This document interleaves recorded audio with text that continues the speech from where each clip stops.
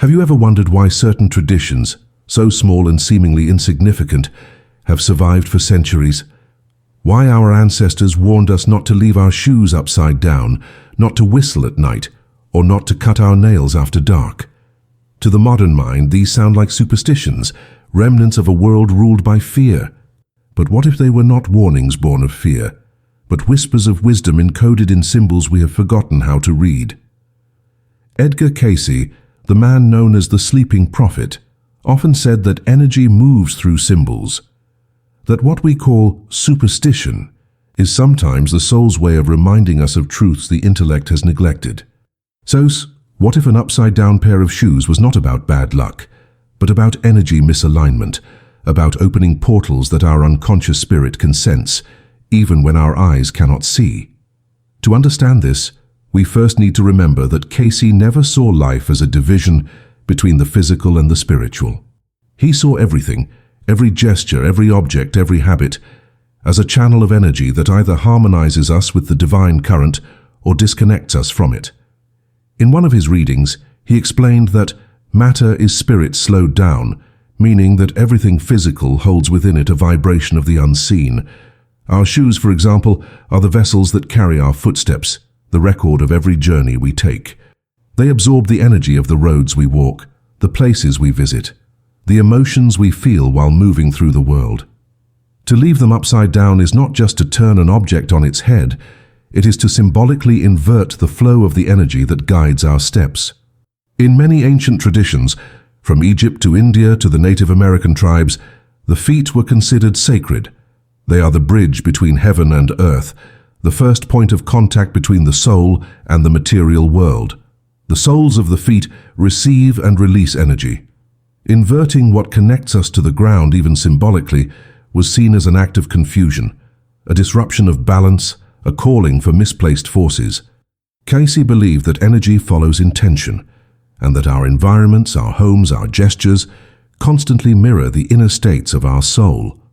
When we treat something associated with movement and purpose carelessly, such as our shoes, we subtly communicate to the universe that we are not mindful of our path.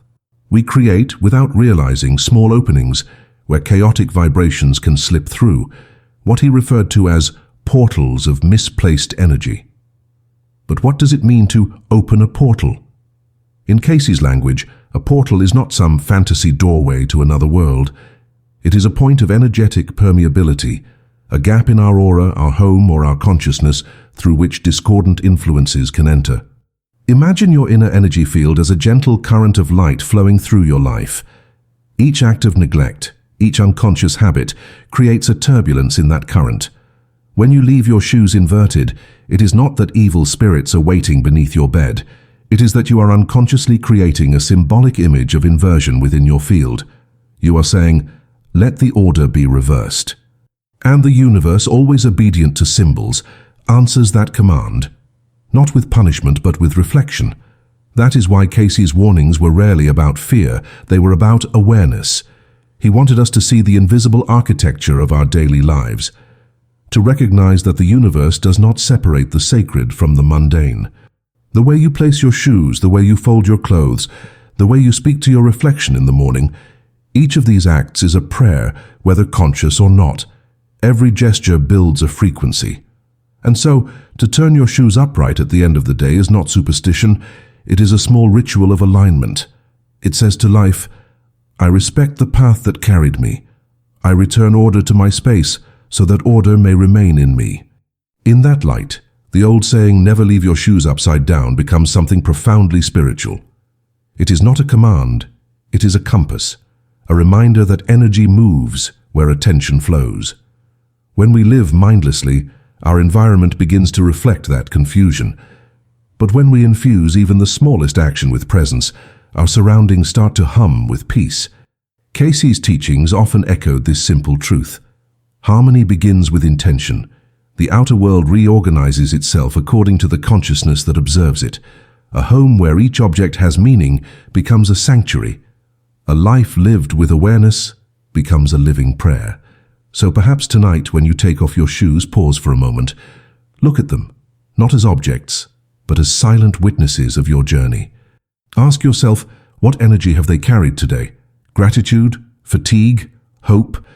Then, as you place them gently, upright, side by side, feel as if you are placing your steps back into order. You are telling your soul, the road continues, and I am walking it with awareness. In that simple gesture lies an ancient wisdom that Cayce and countless teachers before him tried to remind us of, that the divine is not waiting in temples or heavens far away, but in the quiet order of our everyday acts. If we look deeper into the symbolism of what we call portals, we begin to realize that they are everywhere. Every door, every mirror, every window, every threshold between light and shadow holds the potential to become one.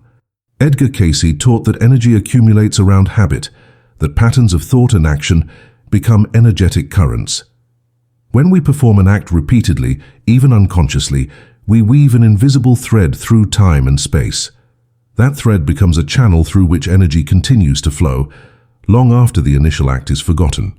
So when generations of people, across cultures and continents, repeat the act of keeping shoes upright, it is as if humanity itself has carved an energetic pathway of respect for the sacredness of one's journey.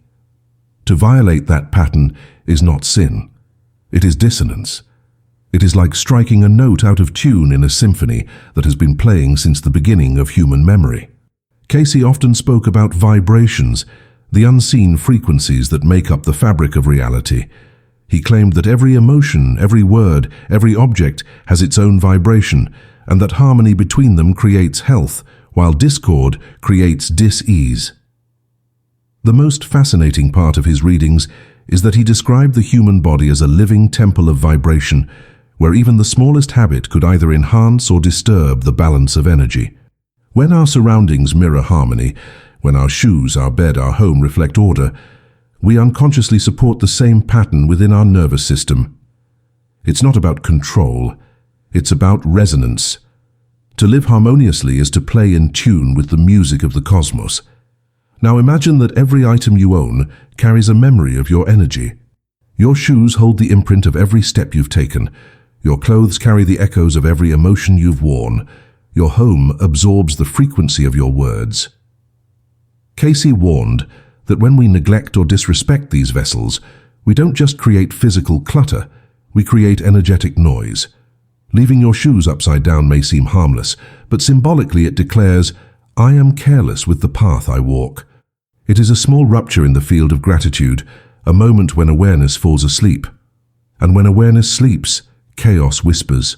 Portals of confusion are nothing more than spaces where mindfulness has left. To understand how subtle these energetic exchanges are, think of a time you entered a room and instantly felt uncomfortable, though nothing visible was wrong. Or when you met someone who carried a heavy sadness, and without a word you felt drained. Cayce believed that these sensations were not mystical coincidences, but direct perceptions of vibrational discord. Energy, like water, seeks balance. It moves, fills gaps, and adjusts to the frequency it meets. When we leave symbolic gaps in our environment, through disorder, neglect, or careless gestures, we invite this imbalance to enter. But when our actions, however simple, are infused with care, they generate a field of coherence so strong that it protects, nurtures, and uplifts everyone within it. That is why many spiritual traditions, long before Cayce, used physical rituals to maintain energetic purity. The Japanese practice of osoji, a deep cleansing of one's home at the end of each year, is not merely about cleanliness, it is an act of resetting energy. In ancient Egypt, priests would never enter sacred spaces with unwashed feet, for they knew the ground itself remembered intention. The Native American custom of smudging, the Hindu ritual of placing shoes outside the temple, the Christian tradition of removing shoes before entering holy ground, all point to the same understanding. Our steps are sacred, and the way we honor them determines the energy that follows us. The upside-down shoe becomes in this sense a symbol of spiritual forgetfulness, a sign that we have stopped remembering the holiness of our walk. But Cayce went even further. He believed that the physical world is a mirror of consciousness, and that every act in the material plane echoes in the spiritual. He used to say the spirit is the builder, the mind is the architect, and the body is the result. What we do in the tangible world builds structures in the invisible one. So when we treat an object with reverence, we are not worshipping the object, we are reinforcing the sacred link between form and essence. To set our shoes upright is to align the visible with the invisible, to remind our soul that movement must always serve awareness. Each time we act with care, we open a portal too, but this one leads upward toward clarity, peace, and alignment. Perhaps this is the greatest paradox of Cayce's teaching, that the smallest gestures hold the deepest spiritual meaning. Modern life has taught us to look for transcendence in grand revelations, distant retreats, and complex philosophies, but the universe has always whispered through the ordinary. The way you pour your coffee in the morning, the way you close your door, the way you arrange your shoes, these are the subtle languages of spirit. When performed with consciousness, they turn your home into a temple. When neglected, they open doors of forgetfulness. And so the question is not whether shoes can open portals, but whether our awareness is awake enough to recognize which portals we are opening every day. The moment we begin to live with this awareness, something subtle yet profound begins to change in us. The world no longer feels random. Each small act reveals its hidden architecture of meaning. You realize that your environment is not separate from you. It is an extension of your inner world, constantly reflecting what you carry within. This realization was at the core of Edgar Cayce's readings. The universe is participatory. Consciousness shapes matter. The physical responds to the vibrational signature of the soul that perceives it. And so, leaving your shoes properly aligned is not just an act of tidiness, it is a spiritual declaration that says, I walk this world awake. It is a way of reaffirming that you are not drifting unconsciously through existence, but co-creating with the energy that sustains it. In one of his lesser-known readings, Cayce said that the attitude of the heart is more important than the action of the hands. What he meant was that the power of any gesture lies not in its mechanics, but in the consciousness behind it. A person could meticulously place their shoes upright every night and still live in chaos if the act is empty of presence. But when that same act is filled with awareness, with a whisper of gratitude for the path traveled, it becomes sacred. Energy responds not to form, but to frequency. This is why ancient mystics treated every moment of life as a ceremony, because they understood that consciousness, not ritual, is what sanctifies the ordinary. The upside-down shoe, therefore, is not a superstition. It is an invitation to awaken mindfulness in the midst of the mundane. When Cayce spoke about portals, he was also referring to the inner gateways of perception. He believed that human consciousness operates through layers, physical, emotional, mental, and spiritual, and that each layer has its own doorway. These doorways can open toward light or toward confusion, depending on what we feed them. When we engage with life mechanically, without awareness, we open portals of distraction. But when we move with presence, we open portals of expansion. The true danger of neglecting symbolic acts like the placement of shoes is not external misfortune. It is internal dullness. It is the slow erosion of sensitivity to the sacred. And when that sensitivity fades, the world begins to feel flat, disconnected, and without purpose. Awareness is not merely spiritual hygiene, it is the nourishment of the soul's vision. Think of your life as a house with many rooms. Each thought lights a lamp, each emotion opens a window, each action rearranges the furniture of your inner temple. When you move through this house unconsciously, the lights flicker, the air grows stale, and shadows begin to settle. But when you act with intention, light returns to every corner. The shoes you place upright at your door become like guardians of that temple, silent sentinels that remind you that order begins at your feet. The ground beneath you is the first altar of existence. And when you honor it, you restore balance not only to your home, but to the invisible architecture of your energy field. Cayce would often say, "Spirit is order." To live in harmony with spirit is to live in right relationship with everything around you. There is a quiet beauty in realizing that spirituality does not ask us to escape the physical world, but to inhabit it fully, with care, gratitude, and reverence. Cayce never asked people to withdraw from life. He asked them to sanctify it. He believed that enlightenment was not found in isolation, but in integration. To eat consciously, to walk consciously, to place one's shoes consciously, these were all expressions of a living prayer. The spiritual path, in his view, was not a ladder ascending to heaven, but a spiral descending into the sacredness of the present moment. Each step on that spiral is an act of remembrance, remembering who we are, where we come from, and what invisible currents sustain us. And perhaps that is why teachings like "never leave your shoes upside down" have endured across centuries and cultures. They persist not because they are rules, but because they are mirrors. They reflect an ancient knowing encoded in our collective memory, that energy is real, that symbols carry power, and that the unseen world listens to how we move within the seen one. The human soul has always been drawn to ritual, not out of superstition, but out of longing, for connection, for coherence, for a sense that every gesture matters. To realign your shoes is to realign your life with that longing. It is to acknowledge that there is order even in chaos, meaning even in the smallest act.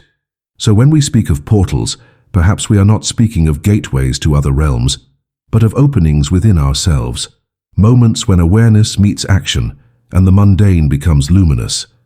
Every portal we open is a choice, to bring in confusion or to invite clarity, to resonate with fear or with harmony. Cayce's wisdom reminds us that life is not waiting to punish or reward us. It is waiting to mirror us. The shoes at your door are simply the reflection of the consciousness that walks in them. Turn them upright, and you turn yourself toward alignment. Walk with awareness, and you become the portal through which light enters the world. There comes a moment in every journey of awakening when we realize that what we've been searching for was never far away. It was hidden in plain sight, in the objects we touch, the words we speak, the habits we repeat every day.